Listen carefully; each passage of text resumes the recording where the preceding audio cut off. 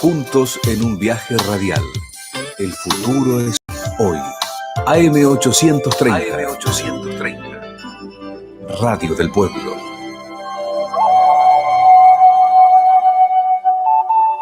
A la luz de Krishnamurti, mi único interés es hacer que los hombres sean absoluta e incondicionalmente libres. Conducción: Horacio Bello, con la colaboración de Raúl Carrere, Gustavo Litterman y Rafael Tereshchuk.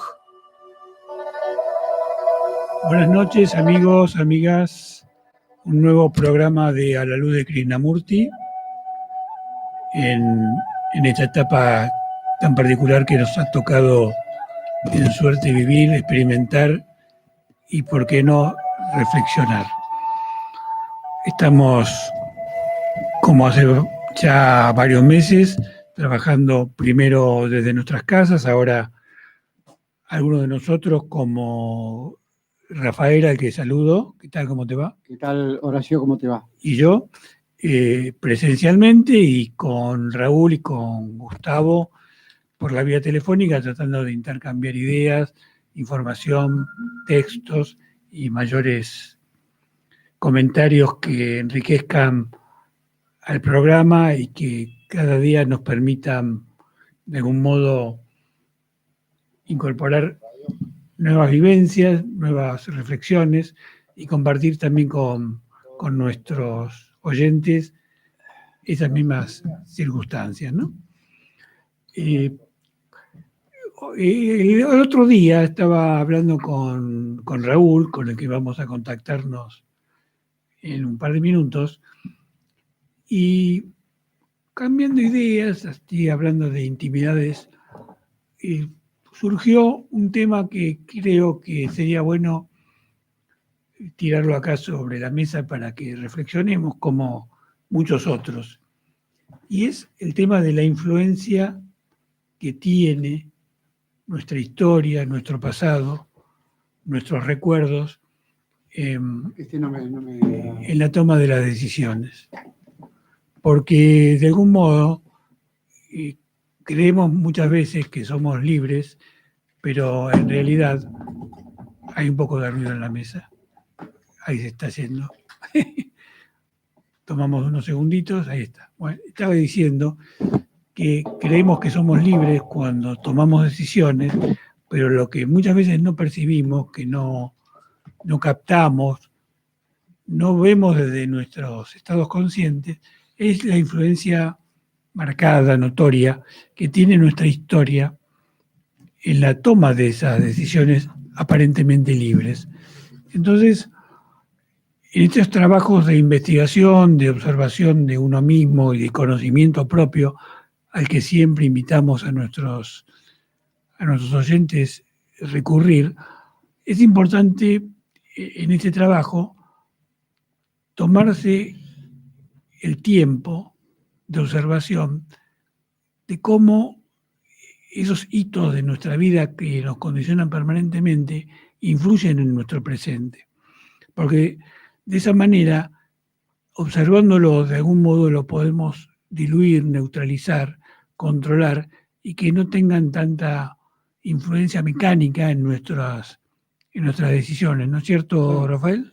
Porque hay algo que es evidente de manera inmediata, y esto siempre lo digo, que es el hecho de que nosotros no estamos acá existiendo por cuenta propia. Entonces, inmediatamente uno puede concluir de que hay algo más por detrás, que no es visible, que no es tangible y que al cual podemos tener acceso por medio de la reflexión y el conocimiento más profundo, ¿no?, de la realidad. Sí, bueno, vos quizás estás refiriendo a cuestiones externas a nuestra vida personal, quizás, ¿no? Sí, claro. Por lo que estoy tratando de interpretar. Pero yo me refería un poquito a algo más baladí, si se quiere, aunque yo lo pondré entre comillas, y es la experiencia personal nuestra, en nuestro pasado personal. Cómo influye nuestro pasado personal en la toma de las decisiones. Sí, de hecho, bueno, la experiencia personal, de alguna manera, se acumula en nuestra memoria, ¿sí? Parte de ella, por lo menos, ¿no? Parte. Pero esa experiencia es justamente lo que nos permite además decir que yo soy yo, ¿sí? Porque si no tuviera memoria, yo no podría decir que soy yo y soy de tal manera y que tengo tal experiencia para moverme en el mundo de las relaciones. Sí, pero yo creo que siempre tiene una contracara esto, ¿no? Porque sin de decir lo que vos estás afirmando, también es cierto que decir soy yo sin tener claro de manera consciente de qué manera el pasado influye en mí, nos plantea un interrogante de quién soy. Bueno, Es decir, ¿puedo saber quién soy exactamente? tengo una historia. Es decir, justamente cuando uno refiere a la historia personal, se está refiriendo a lo que uno tiene en memoria, digamos, ¿sí? Pero hay cosas que no están en la memoria consciente y que influyen igual en nuestras vidas. Bueno, ¿y qué sería? Pero si no está en la memoria, no forma parte No está en nuestra memoria consciente, está en el archivo que se dispara muchas veces en nuestras decisiones y que de manera creemos. inconsciente. Claro, De manera inconsciente. a eso me refiero. Sí, sí, Está en nuestro archivo. Y es memoria porque si no, no estaría en el archivo, está ahí guardado. Claro. Se dispara. Pero como no es consciente, es algo que te sorprende, digamos, porque se disparó de una manera. Te sorprende y que además, como no sos consciente de que esa fue la causa de tu decisión, en general, como nuestra razón nos obliga a explicar lo que nos pasa, lo atribuimos a falsas causas, porque es como que nos vemos compelidos a explicar todo. Entonces, si yo me enojo con mi tía y no tengo claro que cuando yo era chiquito mi tía me pegaba en la cabeza y por eso le tengo bronca, voy a inventar una explicación de por qué me enojé con mi tía, vinculado a mi presente, cuando en realidad la causa por la cual me enojo y soy tan poco tolerante con mi tía es que cuando yo era chiquito ella me pegaba en la cabeza. Claro, y eso lo olvidaste de alguna manera. Claro, yo doy este ejemplo burdo sí. porque hay cosas mucho más sutiles sí. que nos llevan a tomar decisiones, a generar simpatías, a generar resentimientos, a generar prejuicios con las personas. Muchos prejuicios que tenemos, no con personas particulares, sino con grupos sociales, tienen que ver también con nuestra formación inconsciente. Claro. Lo que nos inculcó nuestro padre, nuestra madre, nuestros tíos, lo que nos inculcaron en el colegio, los condicionamientos, las conductas rígidas que nos fueron metiendo en la cabeza, eso se dispara en la edad adulta. Sí, por eso decía Freud que este es un axioma de la psicología, ¿no? Decía que la mayor parte de nuestras decisiones son de origen inconsciente. Quiere decir que el inconsciente siempre está interactuando con nuestro ser consciente. Y esa amalgama de decisiones o información siempre está saliendo de una manera mezclada casi. Claro, por eso, para ir cerrando esta introducción y comunicarnos con Raúl, en la tarea de investigación no puede estar de lado este trabajo de observación de nuestra historia. Y a diferencia de lo que cree el psicoanálisis clásico, Krishnamurti nos dice que, y creo que es factible hacerlo, aunque es un trabajo arduo, que es posible hacerlo por nuestra propia cuenta. Podemos hacer el trabajo de observación y podemos ver nuestro pasado que está incrustado en nuestra mente y tratar de recrear eso para avanzar en nuestra libertad. Se puede, claro. Sí. Es un trabajo muy difícil porque en general tendemos a juzgar las conductas. Entonces, en la tarea del juzgar impedimos la observación integral de los hechos. Claro. De todas formas, la psicología o el psicoanálisis tiene un método, ¿no?, que es aplicable sí. para lograr eso, ¿no? Bueno, pero el método tiene que ver con un intermediario, claro, que es el psicoanalista. Sí, de alguna manera porque los psicoanalistas tienen el método, claro, y no lo sueltan. Eso tienen la llave. Bueno, pero por ahí un poquito más barato es el método de la observación, Claro, que no está arancelado y quizás nos ayude también. así es. Bueno, lo vamos a saludar a Raúl, que está del otro lado de la línea. ¿Qué tal? ¿Cómo te va? Hola, buenas noches, Horacio. ¿Todo bien por acá? Bueno, subí un poquito el volumen, así podemos incorporar tu voz sin la tos. Eso sí, la tos trata de Sí, excluirla.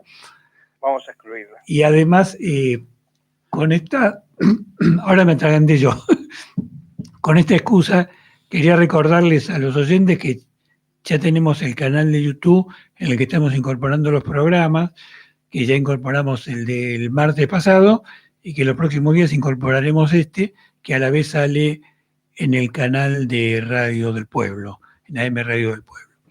Así que con este recordatorio le damos la palabra a Raúl a ver qué nos trae hoy. Bueno, hoy les traigo, como siempre, dos cosas: las efemérides y un texto de la biografía de Pupul. Las efemérides, bueno, son hechos notables producidos por egos, así que en tanto nos introducimos un poco en la historia, también nos estamos introduciendo nosotros mismos. Serían algo así como egos notables. Egos notables, o sea, los acontecimientos están producidos por egos, por personas, o sea, no caen del cielo. Y como son notables, quedan archivados como efemérides. Claro. Es decir, que los egos no vienen del cielo, están en la tierra. Están en la tierra, o sea, son hechos producidos por seres humanos como nosotros. Tengo un caso de antisemitismo, tengo un caso de una condena por homosexualidad. En el caso de antisemitismo sería una condena por ser judío. Tengo una actitud de Alfred Nobel, el inventor de la dinamita y creador del premio Nobel. Y tengo también el cine y los rayos X. Bueno. Y a ver cómo lo vas a... ¿Cuál es la figura por la cual vos vinculás estos acontecimientos con el tema de Krishnamurti? Bueno, es una cuestión mecánica, porque son todos acontecimientos de 1895, que es el año en que nació Krishnamurti. Ah, bueno, está bien, perfecto. Es decir, que vas a rescatar con cierta, digamos,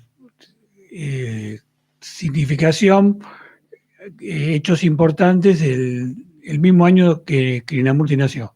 Exactamente. Bueno, a ver.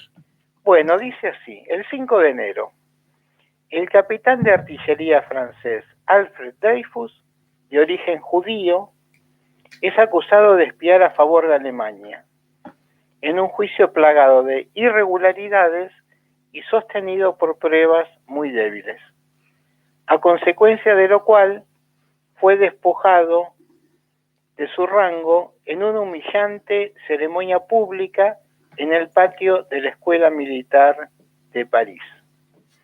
Este caso dejará al descubierto el antisemitismo que impregna los cimientos del ejército francés y dividirá a la sociedad francesa.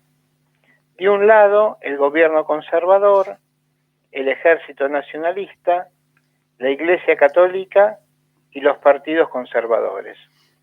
Del otro, las fuerzas progresivas con republicanos, socialistas y anticlericales. Después, sobre Lumière, el inventor del cine, en los salones de la Sociedad y la Industria Nacional de París, los hermanos Auguste y Louis Lumière dan una conferencia sobre el nuevo invento del cine y ofrecen la primera exhibición de una película cinematográfica. Se llama La salida de los obreros de la fábrica, Lumière, de 57 segundos de duración. Los asistentes quedan entusiasmados. Después tenemos a Oscar Wilde y dice: el escritor irlandés Oscar Wilde es encontrado culpable de indecencia mayor por las relaciones que ha mantenido con el hijo del marqués de Queensperry, siendo condenado a 2 años de trabajos forzados. En 1897, tras cumplir condena, Wilde, que ha utilizado su conducta y sus obras para denunciar a la cínica sociedad victoriana de su tiempo, se exilará en París, donde morirá 2 años y medio más tarde. Y seguimos ahora con Alfred Nobel. 27 de noviembre, Alfred Nobel, que inventó la dinamita en 1867 y posee una enorme fortuna por este y otros descubrimientos, pero a su vez un cierto complejo de culpabilidad por el mal y la destrucción que sus inventos pueden haber causado a la humanidad en los campos de batalla. Firma en el Club Sueco-Noruego de París su testamento, estableciendo que con su fortuna se cree un fondo destinado a premiar anualmente a aquellas personas que más hayan hecho en beneficio de la humanidad, en distintos ámbitos como la física, la química, la medicina, la literatura y la paz. El primer premio Nobel se entregará en 1901. Y por último tenemos a Wilhelm Conrad Röntgen, físico alemán, que presenta ante la Academia Físico-Médica de Alemania su trabajo preliminar sobre la naturaleza de los rayos X, que resultará determinante para el comienzo de exploraciones radiológicas, posibilitando el diagnóstico de muchas patologías. Por este importante descubrimiento será merecidamente galardonado en 1901 con el Premio Nobel de Física. Esto fue hace 124 años. Bueno, muy interesante. Y estaba pensando, los de Oscar Wilde en especial, ¿no? Un genio tan talentoso y tan valiente también, porque en esos contextos tan opresivos como el que se planteaba el caso de Dreyfus, sus sociedades muy cerradas, donde lo peor de la Iglesia Católica influía enormemente en las conductas y limitaba justamente la libertad de los pensadores, que él se haya animado a asumir su conducta libre y pagar los costos de esa libertad es un ejemplo que nos debe acompañar permanentemente cuando nos acobardamos ante la arbitrariedad y ante la necedad de los que tienen poder. Bueno, ¿hay algo de Krishnamurti para ir cerrando? Hay algo de Popol, sí señor. A ver, dale. Él cuenta que está experimentando el estado de Samadhi, y les cuento que el estado de Samadhi es un estado de liberación final en la que la entidad del yo, del ego, ha cesado de existir. Es un estado de unión con el cosmos. Escribe lo siguiente, siguiendo esa saga de cartas a Padmabai que venimos leyendo, en la cual trata de consolar a su amiga que había perdido al marido. Dice así, Krishnamurti: le agradezco muchísimo su carta del 29 de octubre. Lamento profundamente que esté pasando por estos malos momentos y desearía estar ahí para ayudarla. Sería bueno hablar sobre algunas cosas, pero eso ha de esperar hasta que volvamos a encontrarnos, lo cual no será sino hasta fines del año próximo. He estado solo conmigo mismo por las últimas 2 semanas, repasando los pensamientos de los años pasados. Desearía poder tener con usted una buena conversación, que es mucho mejor que escribir. Este lugar es magnífico y un día usted tiene que venir aquí. Estoy tomando un descanso completo y entro en estados de samadhi. Solo veo a la gente los domingos y los demás días los dedico a la reflexión. Raja Gopal y Rosalind se encuentran en Hollywood, puesto que Raja Gopal debe atender su reumatismo, que está bastante mal. Me entero de que Amma es Annie Besant, su madre adoptiva, me entero de que Amma está muy enferma y que no se espera que viva mucho. Rama Rao me escribió que está sorda como una tapia y que apenas si puede reconocer. Eso es trágico y me pregunto qué va a pasar con la Sociedad Teosófica. Con todo mi amor, firma Krishna. Y esto es todo de la biografía por hoy. ¿Y eso en qué año sería esta carta? En el 39 estamos, cuando él estaba en Estados Unidos. Está bien.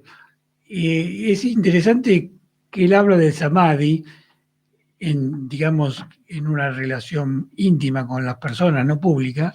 Sí, sí. Y después trató de evitar la utilización de estos términos vinculados a la cultura oriental y al yoga en particular, para no generar un halo de esoterismo, de cosas secretas o de experiencia mística que estuviese alejada de las personas comunes, pero es indudable que esos estados especiales a los que él llegaba tenían mucho que ver con esta idea del samadhi, ¿no?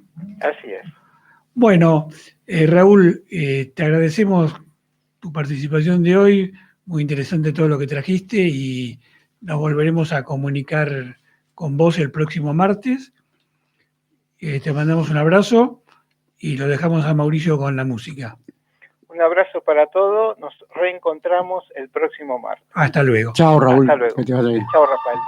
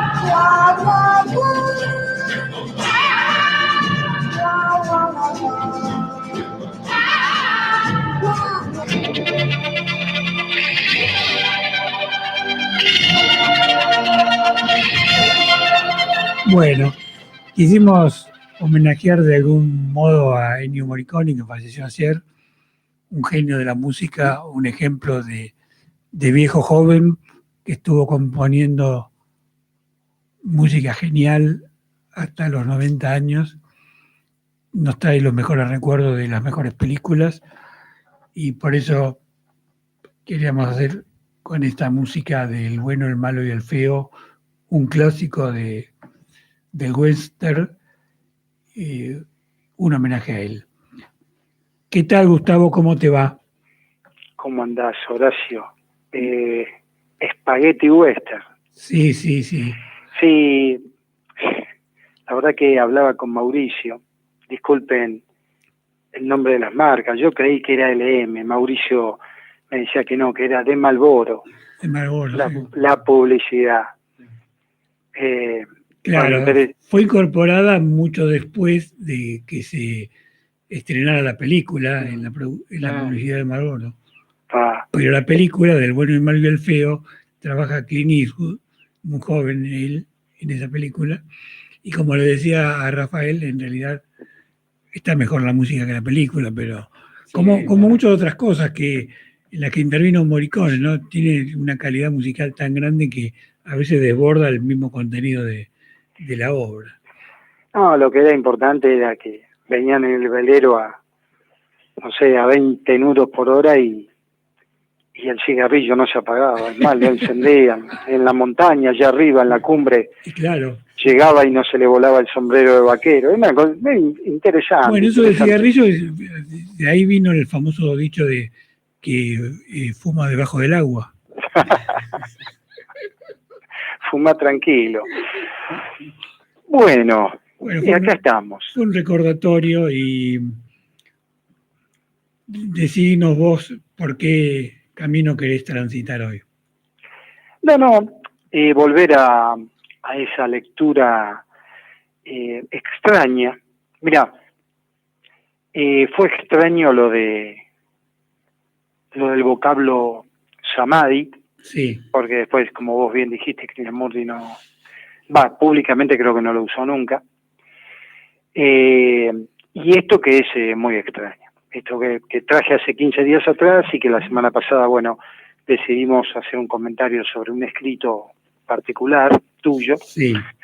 pero este texto es muy, muy extraordinario, ¿no? Porque yo creo que desde algún lugar marcaría la estructura de un hombre diferente. No digo que sea Krishnamurti, digo, lo que acá se enuncia es un hombre diferente porque es algo totalmente fuera de lo que conocemos como humano en los últimos, voy a decir 200 años, es decir, del iluminismo a esta parte, ¿no? Porque también estuve reflexionando un poquito los últimos días que muchas veces en muchas escrituras sagradas que provienen de un tiempo muy lejano, también representaban a un hombre muy diferente al actual.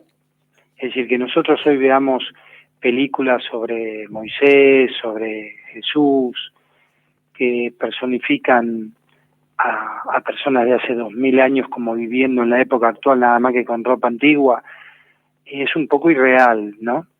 Pero Yo entonces, pensé que estaban filmados en su momento, eso de Cristo y de Moisés. Ah, no, ¿no fue así? puede ser también, ¿eh? Ah, La tecnología puede producir en los últimos tiempos cualquier cosa, hasta viajes al pasado. Pero bueno, eso lo vamos a dejar cuando hagamos el comentario, por ejemplo, de Dark, no está bien. de Krishnamurti. Bueno. Y así que si querés comenzamos. Dale. Bueno, mantente tan remoto que no te alcance su aliento. Y su aliento se desplaza a mucha distancia y a mucha profundidad. No dejes que te contaminen con su palabra, con su gesto, con su gran conocimiento. Tienen mucho conocimiento, pero estate muy lejos de ellos, donde ni tú puedas encontrarte. Porque te están esperando en cada esquina, en cada casa, para moldarte, para hacerte pedazos. Y luego recomponerte en su imagen y semejanza. Sus dioses, los pequeños y los grandes, son imágenes de sí mismos, talladas por su mente o por sus manos. Te están esperando el clérigo y el comunista, el creyente y el ateo. Los dos son lo mismo, creen ser distintos, pero no lo son, porque ambos te lavan el cerebro hasta que seas uno de ellos, hasta que repitas sus palabras, hasta que adores a sus santos, a los antiguos y a los recientes. Ellos tienen ejército para sus dioses y para sus países, y son expertos en matar. Hago una pausa. Sí. Si nuestros lectores creen que esto no es Krishnamurti, como lo dije hace 15 días atrás, 7 de marzo de 1962, disculpen, lo encuentran en el Diario 1. No digo la página porque pueden tener otras ediciones, así que 7 de marzo de 1962. Es muy interesante, es muy explosivo, ¿no? Sí. Cuando de repente están diciendo que ambos te lavan el cerebro, tanto, digamos, el clérigo o el comunista, que digamos, o el político, ¿no? Porque terminamos pensando, y lo voy a emparentar con esta historia que vos hablabas, si reaccionamos desde una historia muy profunda. En definitiva, siempre estamos colocando, digamos, la dualidad arriba de la mesa. No importa si de repente decimos que hemos limpiado el cajón de arriba y están todas las cosas en el cajón de abajo, porque siempre sigue estando ese cajón de arriba, aunque esté vacío, que nos marca esencialmente la dualidad. Por eso digo que acá se presentaría, a mi entender, pues un texto extraño, por eso digo mi entender, se presentaría la posibilidad de un hombre totalmente nuevo, porque pasó el tiempo, pero hace 15 días atrás, en un párrafo, decía, no esté tan lejos como las montañas y el aire incontaminado, tan lejos que no tengas padres, ni parientes, ni familia, ni país. Tan distante que ni siquiera sepa dónde estás. No dejes que te encuentren. No entres en contacto muy íntimo con ellos, es decir, con todas las estructuras condicionantes que van apareciendo. Fíjate que utiliza la palabra íntimos. No te dice que no entres en contacto, te dice que no entres en contacto íntimo. Claro. Es decir, que no te termines identificando, que no termines, digamos, mimetizándote con ellos, que no termines generando una simbiosis con ellos y que seas parte de ellos, ¿no? Exactamente. Es decir, se puede querer a una esposa, a un padre, a una madre, a un hijo, pero quizás ese es un problema de que no comprendemos lo que es el verdadero amor, ¿no? Y terminamos identificados, terminamos compenetrándonos de sus problemáticas psíquicas que son propias, así como las nuestras son nuestras, y tenemos que resolverlas nosotros. Pero bueno, esto también es más virósico que la pandemia. Sí, yo creo que también que él se está refiriendo centralmente, por ahí le podemos dar participación a Rafael por si lo quiere enriquecer con su visión, se está refiriendo centralmente a aquellos que creen ser dueños de la verdad o de alguna verdad y que pregonan esa verdad como la explicación totalizadora de la existencia y que además intentan, muchas veces con éxito. Intentamos.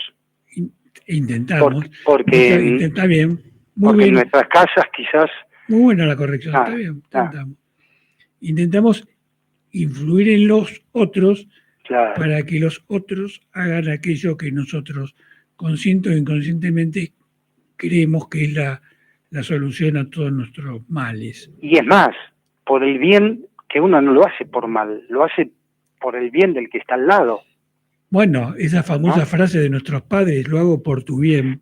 Y lo hacían, supuestamente. No, en realidad no lo hacían por tu bien, pero ellos lo creían. Claro, bueno. Y ellos eso sentían, es lo bravo.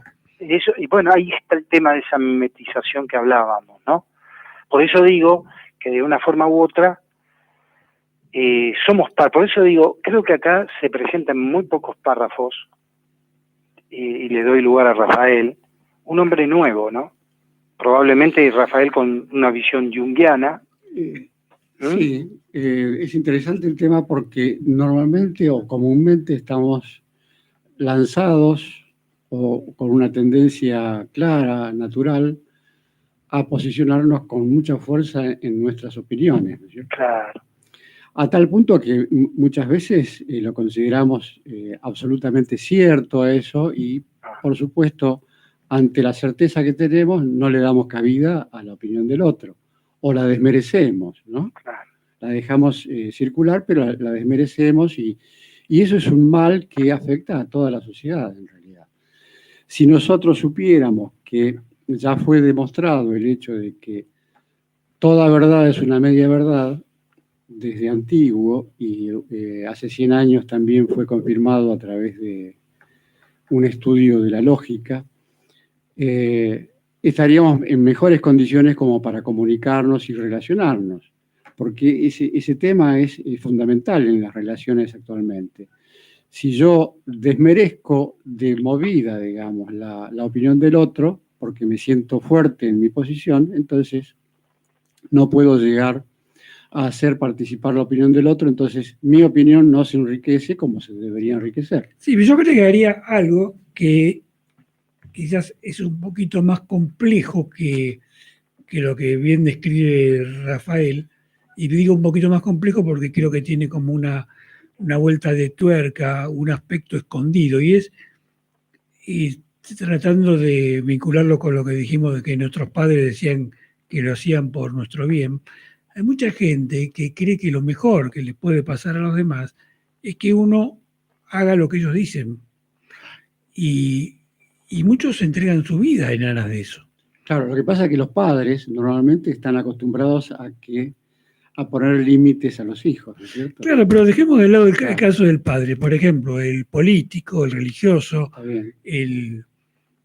el conferencista, que está convencido de que está sobre una verdad inconmovible y por lo tanto cree que es muy valioso difundir esa verdad Claro. para que los demás mejoren, para que tengan una vida más saludable o positiva, ¿no? Sí, sí. Sobre todo en las ideologías, ¿no? Exactamente. Una ideología formada, digamos, que agrupa a un cierto número de gente, puede ser llevada adelante hasta cierto punto, después desaparece. Por eso yo voy a tener una pequeña discrepancia con vos con respecto a si uno ve que cada verdad es media verdad. Creo que aunque uno intelectualmente lo vea, si no lo supera psicológicamente, tampoco le va a dar bolilla a eso, porque en realidad no es un problema de exclusivamente de ignorancia, es un problema de falta de evolución psicológica. Claro. Porque mucha gente necesita psicológicamente imponerse a los demás. Así es. Entonces, por más que él intelectualmente la tenga clara y que le diga a Rafael, sí, tenés razón, lo que vos decís, la verdad que es cierto, después va a dar una conferencia sobre eso. Lo que pasa es que el asunto está enquistado en la cultura nuestra. Bueno.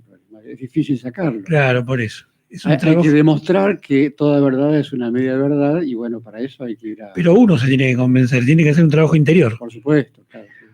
Bueno, te damos de nuevo la palabra, Gustavo. No, ya que está en YouTube el programa, para enriquecer esta charla, si los oyentes quieren remitirse a lo que hablamos del escrito que presentábamos la semana pasada de tu autoría sobre el permanente indagar aún sobre estas verdades propias que creemos inconmovibles, y ahí nos vamos a dar cuenta de cómo resbalamos en nuestra propia escarcha, ¿no?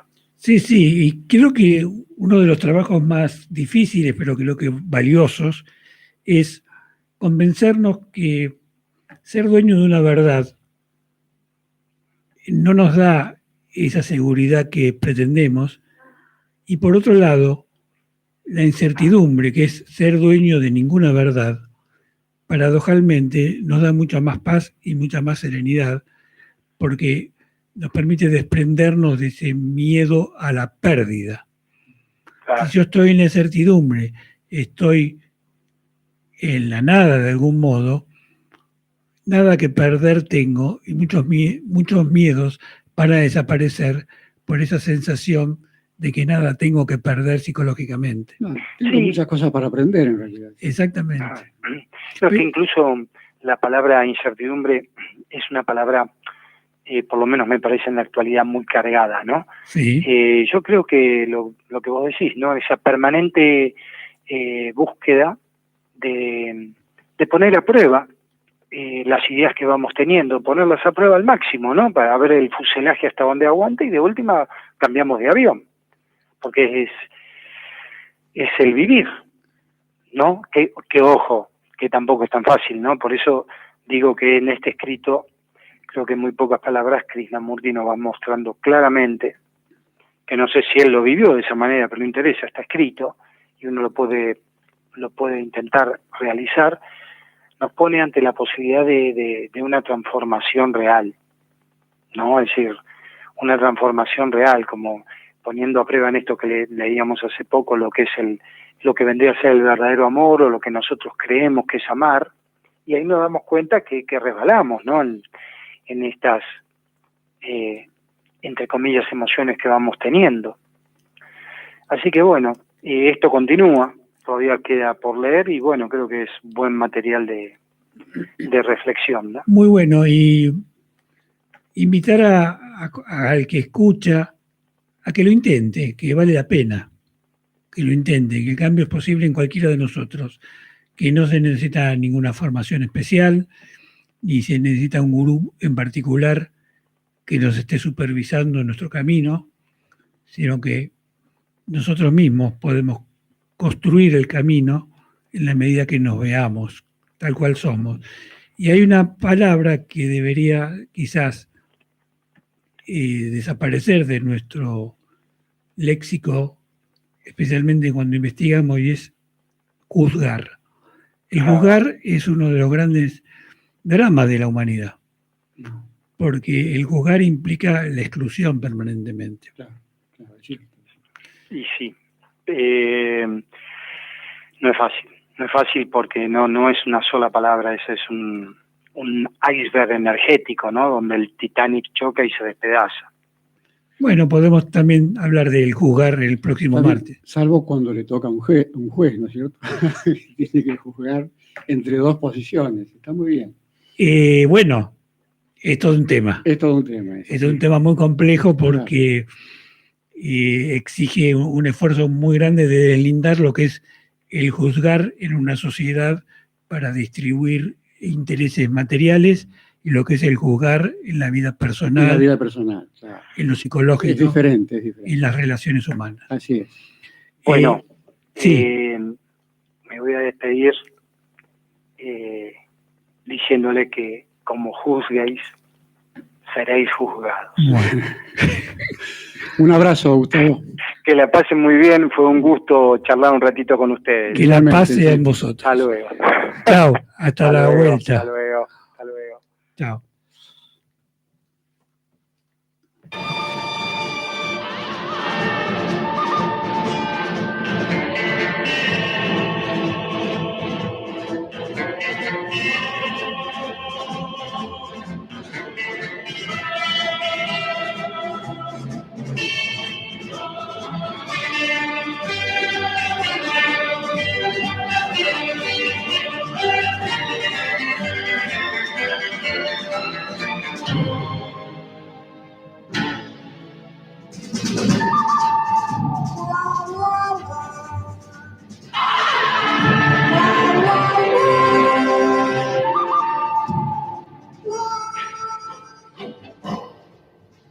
Bueno, muchas gracias, Mauricio, muchas gracias. Y ahora sí vamos a entrar en la última etapa de nuestro programa de hoy, martes, con el texto que nos trajo Rafael, sí. Y ya hace un par de programas, y que nos va a recordar, especialmente para aquellos que no nos acompañaron anteriormente. Claro. Sí, estamos leyendo desde hace 3 programas el libro. Digamos que es un prólogo al libro El lenguaje de Krishnamurti, cuyo autor es Yvon Achard, y el prólogo está escrito por Jean-Pierre Gaillard. La vez pasada, el martes pasado, me quedó una frase, digamos, a la cual quiero hacer una referencia, que me pareció muy importante. Esta frase dice: una verdadera educación debe dar acceso a un lenguaje universal que esté más allá de las palabras engañosas que nos separan. Eso es lo que dice Krishnamurti en el ¿no? El libro.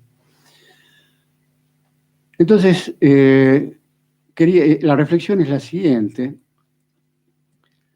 El lenguaje convencional empleado en cada región del mundo sirve para comunicar opiniones en general, pero un lenguaje simbólico, como el de las matemáticas, que es universal y prácticamente es el único que está ampliamente difundido, ¿no es cierto?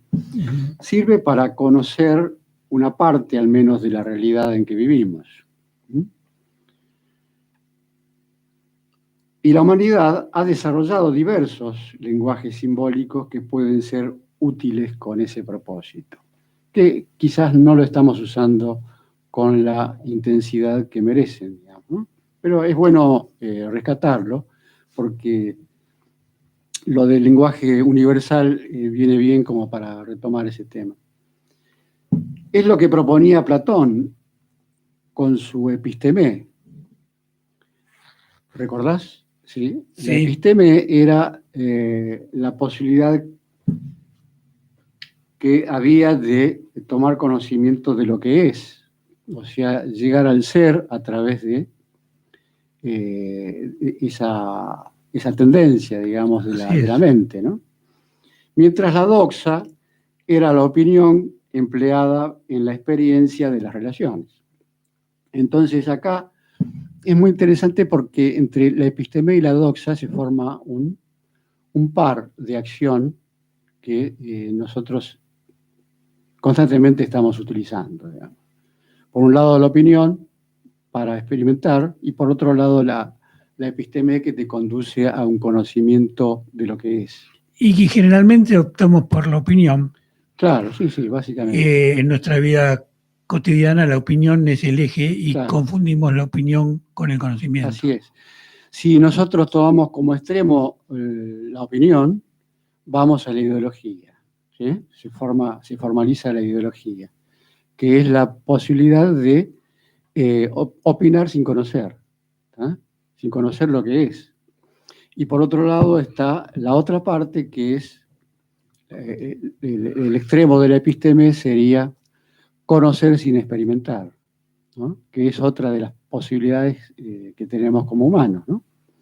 Entonces ahí hay lo que se traduce en el camino del medio que descubrió Buda hace 2500 años, el famoso camino del medio. Que no leyó ningún libro él.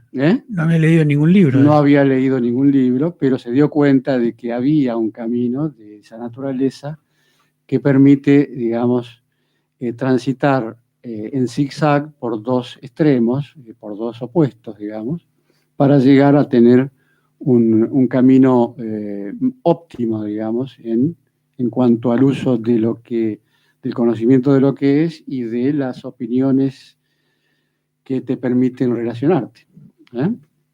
Así es muy interesante. Bueno, vamos a seguir un poco para terminar, digamos, con este prólogo al libro, y sigue diciendo así el prólogo. Ejemplo perfecto educador, Krishnamurti, a través del lenguaje diferencial cuyo estallido provoca, extrae el perfume de lo que es universal. En nuestra época actual, cuando la lingüística y la semántica toman un lugar preponderante en toda ciencia o búsqueda humana, nos damos cuenta que Krishnamurti ya había captado toda la importancia que tiene el lenguaje sobre la mente del hombre. En el mismo momento en que Ferdinand de Saussure elabora su teoría lingüística, el eminente pensador hindú, se refiere a Krishnamurti, hacía idéntico descubrimiento a través de la observación viviente del corazón y de la mente humana. Es la primera vez que una tentativa así se haya hecho para ir al fondo de la comprensión de esta enseñanza, que no es una enseñanza en el sentido etimológico, puesto que no se trata ni de reglas ni de preceptos. Krishnamurti se concreta a señalar a las personas sobre las cadenas que las atan. Indudablemente, esta ayuda es inestimable para aquellos que quieren realmente ver con la conciencia y se consagran seriamente a la árida labor de comprenderse, pero él siempre deja que sus oyentes descubran por sí mismos, pues solo los descubrimientos personales poseen una virtud liberadora. Y acá esto me llevó justamente al término educación. La palabra educación proviene del latín. Educare. Educare o educere, digamos, ¿no? Ajá. Que significa descorchar, ¿no? Para poder extraer lo que está dentro de un recipiente, digamos. Fíjate vos qué interesante, porque la actitud del maestro es ayudar al discípulo, digamos, a descubrir algo, claro. descorchar su propia autenticidad. Claro, digamos. descubrir algo a través de Exactamente. sacar lo que obstruye el conocimiento. Y bastante distinto a lo que es el mecanismo convencional de lo que hoy llamamos educación. Así es, que es imponer Claro. un conocimiento, digamos. Es decir, que agarran una botella, Claro. la llenan de cosas, después le ponen un tapón Así es. y vos salís con ese tapón Y a vos tu vida. vos tenés que tener buena memoria como para acordarte de todo lo que te impusieron, digamos. Y el trabajo es sacar ese tapón, liberarte y poder Claro. realmente tomar Sí. conocimiento de las cosas. De todas formas, digamos, hay parte del conocimiento que nosotros tenemos que absorber como técnico. es dado. Claro. El conocimiento Exactamente. técnico. Sí, hay un conocimiento de lo que es, digamos, ¿sí? La técnica ya está experimentada, entonces uno la asume. Pero a partir de ahí, digamos, la aplicación de eso tiene los vericuetos de la propia personalidad y de ahí puede salir algo totalmente novedoso que deberíamos liberar, ¿no? Es decir, los maestros deberían liberar la posibilidad de que eso, o sea, el conocimiento insuflado al alumno pueda repercutir dentro de él como para que salga algo nuevo, ¿no? Así es muy importante.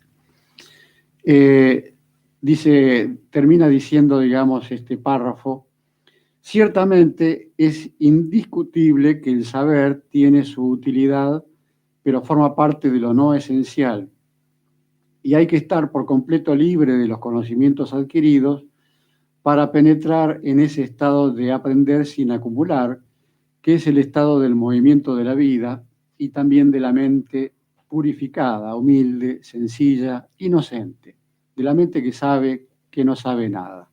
Y esta frase, no sabe nada, es la de, ¿cómo se llama?, de Sócrates, ¿no? Solo sé que no sé nada.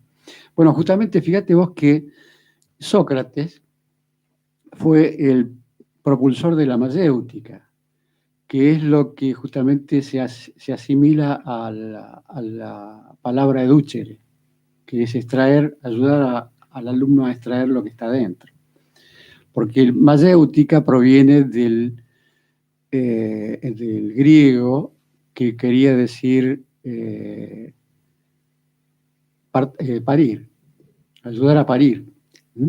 La mayéutica proviene de eso. Y él ayudaba a parir a través de las preguntas. Es decir, la técnica Claro, de Sócrates, más que la afirmación de dogmas, era un trabajo de invitación a reflexionar al interlocutor para que él mismo descubriese la lógica o ilógica de su postura y de esa manera llegar de forma indirecta a la verdad. Así es. Sí. Todo un logro, digamos, en aquel entonces. Es increíble Sí. Realmente cuando uno ve a estos genios de esas épocas, se pregunta si existe el progreso en un sentido lineal, ¿no? Porque alguien tan genial que haya vivido 4 siglos antes de Cristo y que hoy los seres supuestamente progresistas no le llegan ni a los talones. Claro. Y realmente... Lo que pasa es que hemos ido perdiendo contacto con esos conocimientos y se ha ido...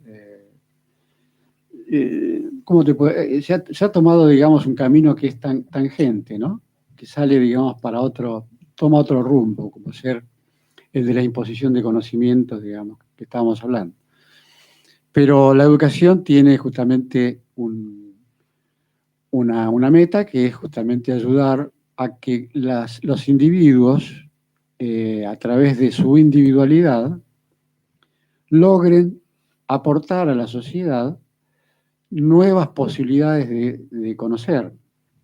Y solamente, como decía Jung, a través de la individuación uno puede llegar, ¿no?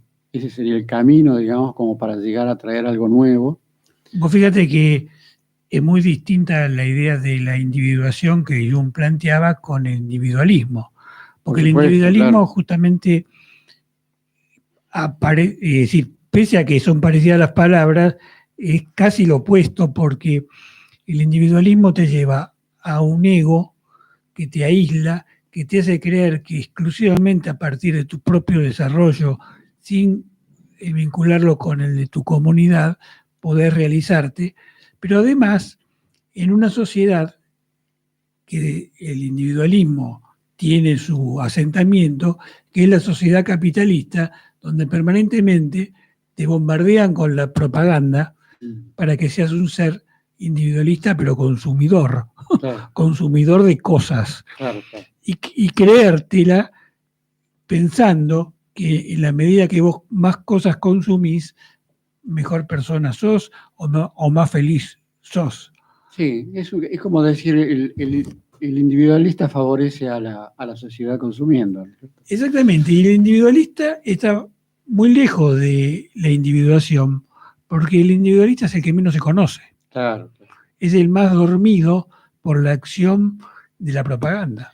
En cambio, la individuación es la que lleva a hacer reales o patentes, digamos, aquellas ideas que son utopías en principio, ¿no? Así es. Yo quería, si vos me permitís un minutito, porque tengo acá una reflexión de un oyente que no quería dejar de Bien. destacarlo antes que termine el programa, en este último minuto, y que dice, no conocía este pensamiento de Krishna, dice.